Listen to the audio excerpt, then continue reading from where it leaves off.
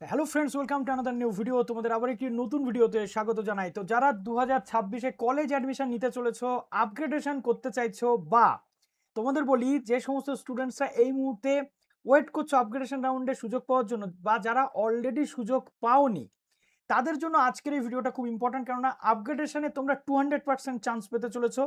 তার সাথে তোমাদের বলি মপ আপ রাউন্ড। ওকে, মপ আপ রাউন্ড কিন্তু তোমাদের জন্য হতে চলেছে ভীষণভাবে ফলপ্রসূ। তো মপ আপ রাউন্ডও কিন্তু তোমাদের জন্য ভীষণভাবে ফলপ্রসূ হতে চলেছে। কিভাবে হিসেব করে দেখাবো, তোমাদের কলেজ ভর্তির যে হিসেব রয়েছে, টোটাল সিট কাউন্ট থেকে শুরু করে ইচ অ্যান্ড এভরিথিং, সবটা আজকের এই ভিডিওতে আমি এমনভাবে পরিষ্কার করে ক্লিয়ার বলে দেবো, যাতে এই পর্যন্ত গোটা ইউটিউবে তোমাদেরকে এতটা পরিষ্কারভাবে বুঝিয়ে কেউ বলেননি। তো কিভাবে চান্স পাবে, কটা সিট এক্সেস থাকবে, চান্স পাওয়ার পরেও কতগুলো সিট থাকতে পারে, তো পুরোটা মানে টোটাল যে অ্যাপ্লিকেশন করেছে তারাও যদি অ্যাডমিশন নিয়ে নেয় তাহলেও সিট কিন্তু বেশি থাকতে চলেছে। তো পুরো হিসেবটা বলবো। যারা নতুন আছো অবশ্যই চ্যানেলটিকে সাবস্ক্রাইব করে পাশে থাকা বেল আইকনটি ক্লিক করে দাও, যাতে সমস্ত তথ্যগুলো তোমরা টাইম টাইম এখান থেকে পেয়ে যাও। এবং প্লিজ ভিডিওটা প্রচুর লাইক করতে হবে, কেননা এক্সক্লুসিভ কন্টেন্ট তোমাদের জন্য দিচ্ছি। আর সবচেয়ে গুরুত্বপূর্ণ ব্যাপার যেটা, যে কলেজে ভর্তির ক্ষেত্রে কিন্তু এবার নিরাশ করছে স্টুডেন্টসরা। তার কারণ প্রথাগত শিক্ষা এই কলেজে ভর্তিতে কেউ ইন্টারেস্ট দেখাচ্ছে না। তো পুরোটা বলবো। অনার্সের তুলনাতে এবার কিন্তু পাস কোর্সে ভর্তির সংখ্যা অনেক বেশি, যেটা ভেবে অবাক হচ্ছে সবাই। তার কারণ অনার্সে ভাটার টান পড়েছে, আর পাস কোর্সে কিন্তু ভর্তির ঢল। যে চিত্র, বিশেষ করে এনইপি কোর্স যেটা রয়েছে 4 ইয়ার্স গ্রাজুয়েশন, এই গ্রাজুয়েশন জবে থেকে চালু হয়েছে স্টুডেন্টসদের মধ্যে কিন্তু কলেজে ভর্তির যে অনার্স পড়ার তাগিদ বা অনার্স পড়ার যে চাহিদা, সেটা কিন্তু ধীরে ধীরে কমছে।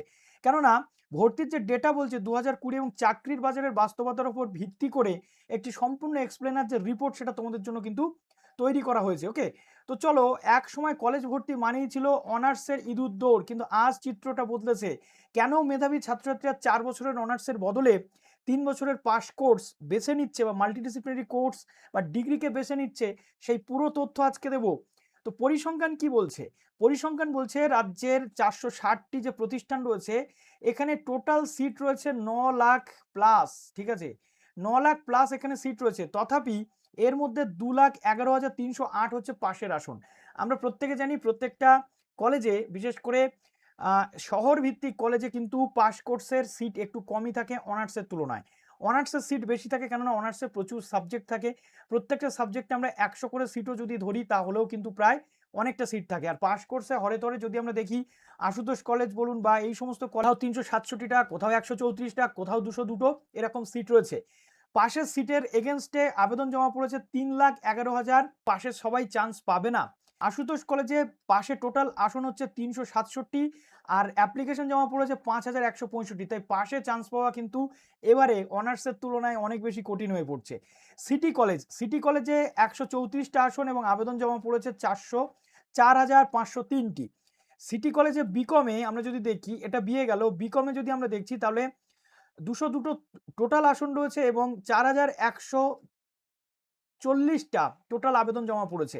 ঠিক বঙ্গবাসী কলেজেও তেমনি রয়েছে, 402টো আসনের এগেনস্টে আবেদন পড়েছে কিন্তু 1,082।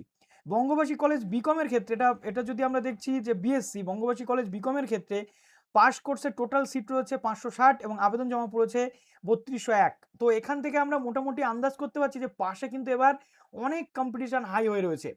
ফিজিক্স, ম্যাথ বা ইংরেজির মতো প্রথাগত অনার্সের চেয়ে এবার মাল্টিডিসিপ্লিনারি কোর্সের চাহিদা বেড়ে গেছে। তো গেম চেঞ্জারটা আমরা যদি দেখি তাহলে দেখবো যে এনইপি 2020 যে প্রভাব, সেটা 100% রয়েছে।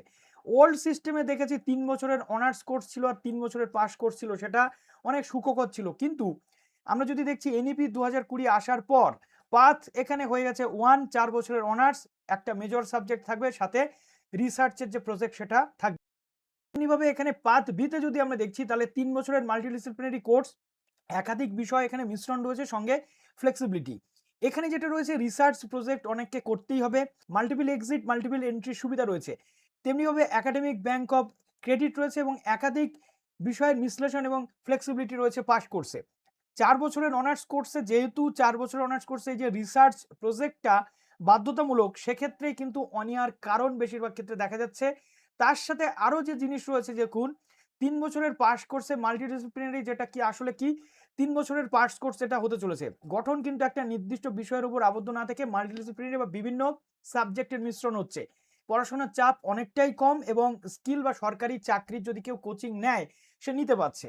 কিন্তু অনার্স কোর্স 4 বছরের অনার্সের সাথে কিন্তু কোনো পাস কোর্সের মধ্যে এত ফ্লেক্সিবিলিটি বা চাকরির পরীক্ষার পড়ার জন্য সুযোগ বা এইগুলো স্কিল ডেভেলপমেন্টের সুযোগ পাচ্ছে না। আজকে যদি পাস কোর্স কেউ পড়ে সাথে একটা প্রফেশনাল কোর্স সে করে নিচ্ছে বা একটা ডিপ্লোমা কোর্স সে করে নিচ্ছে, এতে করে তারই সুবিধা হচ্ছে। তাই পাস কোর্সের দিকে আগ্রহটা বেড়ে যাচ্ছে। অনার্স কোর্সের ক্ষেত্রে যদি আমরা দেখছি তাহলে 4 বছরের 8টা সেমিস্টারের কোর্স রয়েছে এবং নির্দিষ্ট যে সাবজেক্ট, মেজর সাবজেক্ট তাতে গভীর পড়াশোনা করতে হচ্ছে। তাত্ত্বিক পড়াশোনা করতে হচ্ছে এবং রিসার্চ কম্পোনেন্ট শেষ বর্ষে বাধ্যতামূলক যে রিসার্চ প্রজেক্ট বা ডিসার্টেশন কিন্তু করতে হচ্ছে, যেটা অনেক বেশি খাটনির বলে মনে হচ্ছে স্টুডেন্টসদের। ঠিক আছে? চাপ এবং সিলেবাসের ব্যাপ্তি বেশি। তাই এই 4 বছরের অনার্স কোর্স বর্তমানে তারাই পড়বে যাদের ক্ষেত্রে একাডেমিক লাইনে আসার ইচ্ছা আছে। প্রফেসর, রিসার্চার, পিএইচডি বা স্কুল টিচার যারা হবেন তাদের ক্ষেত্রে এটা ঠিক আছে। এবার যদি আমরা দেখি চূড়ান্ত তুলনা, তাহলে দেখব যে পাস কোর্স বনাম অনার্স কোর্স, এই যে জায়গা, এখানে পড়াশোনার চাপ যদি বিশ্লেষণ করি পাশে তুলনামূলকভাবে কম চাপ রয়েছে। অনার্সে অত্যন্ত বেশি চাপ।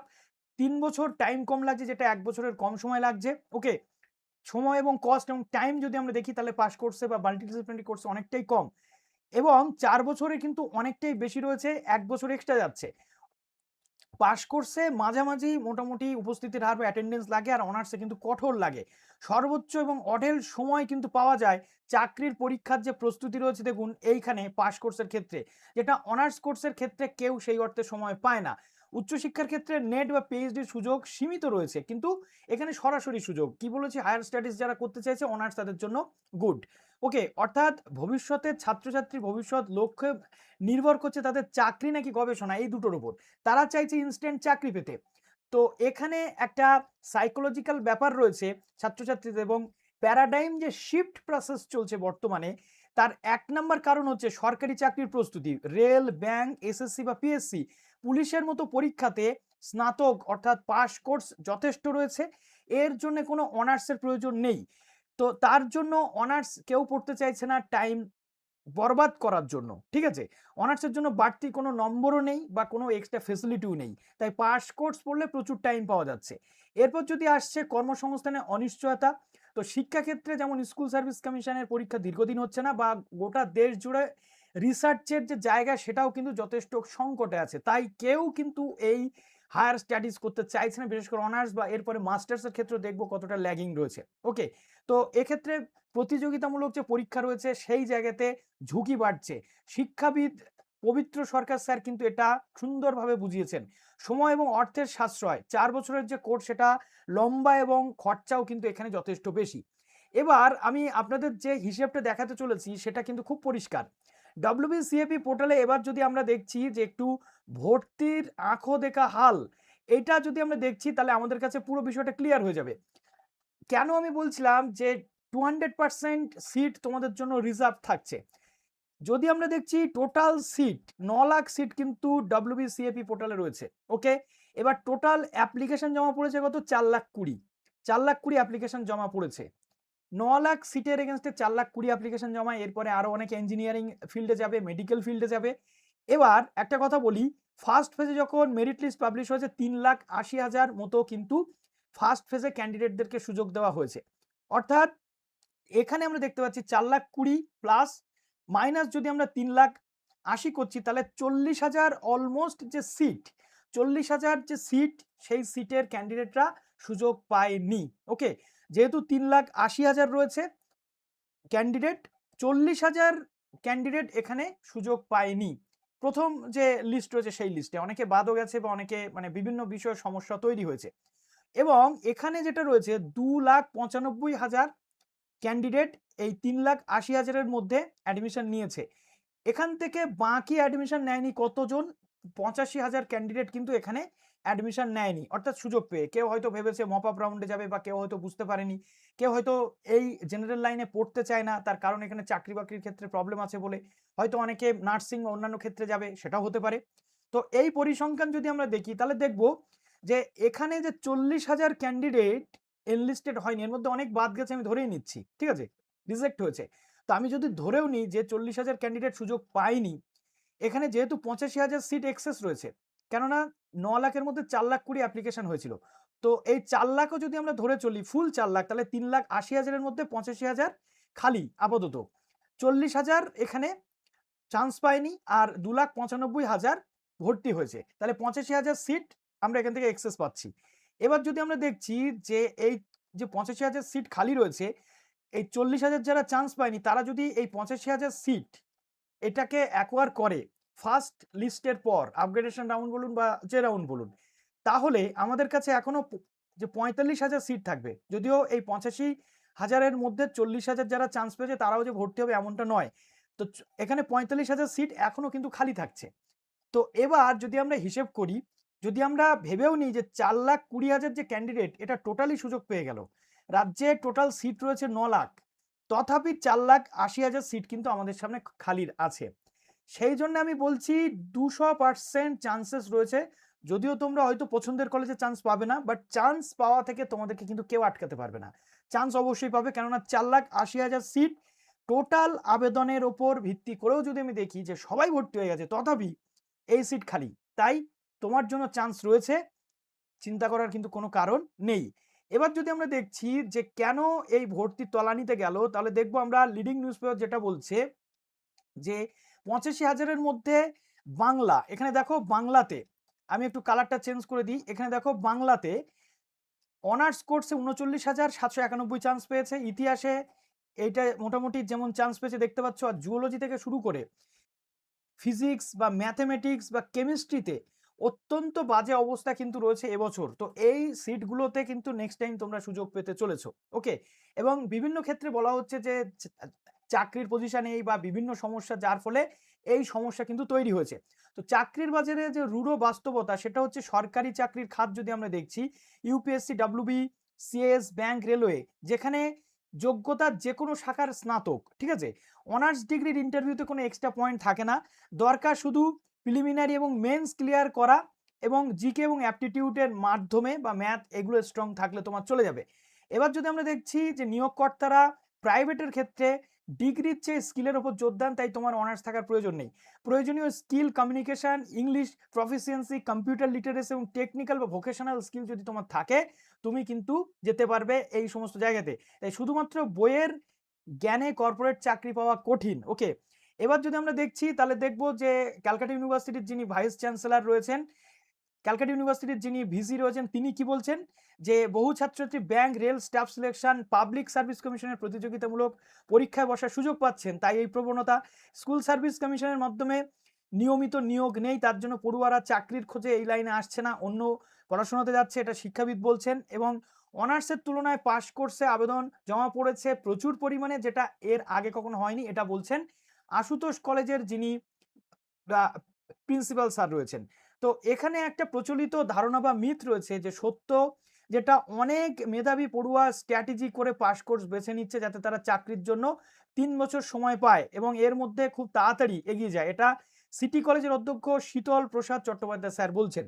অনার্স না থাকলে ভালো চাকরি মেলে না, এটা একটা মিথ, কিন্তু সত্য হচ্ছে চাকরির পরীক্ষায় অনার্স বা পাস কোর্সের কোনো ভেদাভেদ নেই, বরং পাস কোর্সের পড়ুয়ারা কোচিংয়ের সময় সব সময় এগিয়ে কিন্তু থাকে, যেহেতু তারা সময় বেশি পায়। পাস ডিগ্রির কোনো দাম নেই, এটা একটা মিথ ছিল, কিন্তু এখন এই মিথটা ভেঙে গেছে। সত্যি যেটা, সেটা হচ্ছে মাল্টিডিসিপ্লিনারি কোর্স এখন এনইপি 2020 দ্বারা স্বীকৃত আধুনিক পরিকাঠামো, এবং যা আধুনিক স্কিল ডেভেলপমেন্ট বা ডেভেলপমেন্টের পরিপূরক হিসেবে কিন্তু দেখা যাচ্ছে। তো কার কোন কোর্সটি বেছে নেওয়া উচিত? জব সিকার যারা রয়েছে তারা ডব্লিউবিসিএস, রেল, ব্যাংক, এসএসসির জন্য পাস কোর্স অবশ্যই পড়ো। ফ্যামিলি বিজনেস যারা করছো তাদের নিজের ব্যবসা দেখাশোনার জন্য 3 বছরের পাস কোর্স। আর স্কিল বিল্ডার বা প্রাইভেট সেক্টর যারা রয়েছে তাদের কর্পোরেট জব, আইটি বা ডিজাইন কোর্সে যদি যেতে চাও, তাহলে পাস কোর্স বা ভোকেশনাল স্কিল বা কম্পিউটার ভাষা শিক্ষা অবশ্যই করো। আর একাডেমিক গবেষক যারা হতে চলেছো, তাদের লক্ষ্য যদি প্রফেসর, লেকচারার বা রিসার্চার হয়, তাহলে তাদের জন্য 4 বছরের অনার্স কোর্সটাই কিন্তু বেস্ট হতে চলেছে, ওকে। তো এখানে সমগ্র রাজ্য জুড়ে একই মোটামুটি যেমন চিত্র সেটা রয়েছে, শুধুমাত্র কলকাতার নামী কলেজগুলো আশুতোষ, সিটি বা বঙ্গবাসী নয়, জেলা স্তরের যে বিভিন্ন কলেজগুলো রয়েছে সেখানেও এই সেম প্রবণতা কিন্তু স্পষ্ট লক্ষ্য করা যাচ্ছে। আসনের এখানে সংকট রয়েছে, পাস কোর্সের তিল ধারণের জায়গা নেই প্রচুর পরিমাণ, যেটা আগে অনার্সে দেখতাম। অনার্সে কিন্তু সংকট, অর্থাৎ বিজ্ঞান, হিস্ট্রি, বেঙ্গলি, ফিজিক্স এগুলোতে ফাঁকা থাকছে সিট, এবং অর্থাৎ কি জুওলজিতেও ফাঁকা থাকছে। শিক্ষাবিদদের মতে বেসিক সায়েন্স অর্থাৎ যেগুলো আমরা দেখেছি এতদিন ফিজিক্স, কেমিস্ট্রি এই সমস্ত সাবজেক্ট পড়ার লোকই হচ্ছে না। তাই ডিগ্রির মোহ থেকে স্কিলের যুগে কিন্তু উত্তরণের পথ শুরু হয়ে গেছে। ৩ বছরের পাস কোর্সের দিকে এই ঢল সাময়িক উন্মাদনা নয়, এটা ক্যালকুলেটেড বা ক্যালকুলেটিভ ডিসিশন স্টুডেন্টসদের। এটা কিন্তু পরিষ্কারভাবে বোঝা যাচ্ছে, ঠিক আছে? ইমোশন ছেড়ে, অনার্সের যে ইমোশন সেটা ছেড়ে ক্যান্ডিডেটরা এখন পাস কোর্সে ভর্তি হচ্ছে। এটা একটা বিরাট সাকসেস আমাদের এই ফিল্ডে। যদিও উচ্চশিক্ষার ক্ষেত্রে একটা বিরাট বড় লুফল, উচ্চশিক্ষার ক্ষেত্রে পরবর্তী ক্ষেত্রে এমন একটা দিন আসবে যখন শিক্ষক মহাশয় বা অ্যাসিস্ট্যান্ট প্রফেসর বা অধ্যক্ষ অধ্যাপক খুঁজে পাওয়া যাবে না, এরকম যদি সিচুয়েশন চলতে থাকে ভবিষ্যতে দাঁড়িয়ে। ওকে, তো আজকের দিনে কি পড়ছি কেন পড়ছি সেটা বড় কথা নয়, আমাকে ভবিষ্যতের জন্য প্রস্তুতির জন্য কতটা এগিয়ে নিয়ে যাচ্ছে এটাই সবচেয়ে বড় কথা। তো আজকের এই রিসার্চ বেসড ভিডিওটা তোমাদের কেমন লাগলো অবশ্যই কমেন্ট সেকশন জানাতে ভুলো না। তো প্লিজ ভিডিওটা একটু শেয়ার করে দিও। ভালো থেকো সবাই, বেস্ট অফ লাক।